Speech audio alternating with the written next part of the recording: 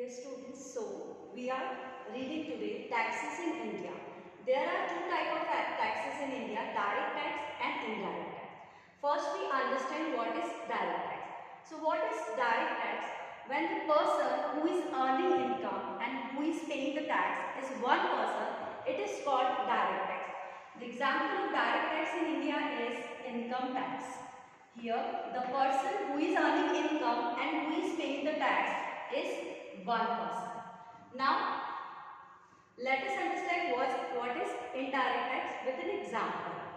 Suppose we have purchased a toothpaste, right? In toothpaste we see MRP is written. What is MRP?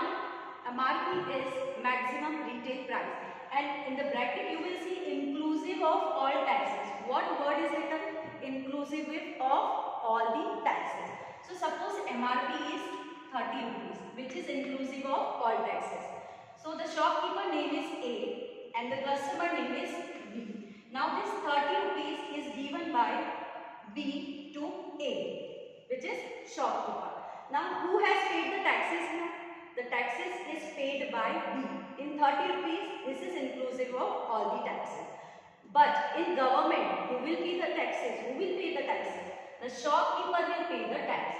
So this is indirect tax, in which the burden of tax is on consumer and the payment liability of tax is on seller. So in India, GST, that is goods and service tax, is the example of indirect tax. So we will see the type of income tax in our next lecture.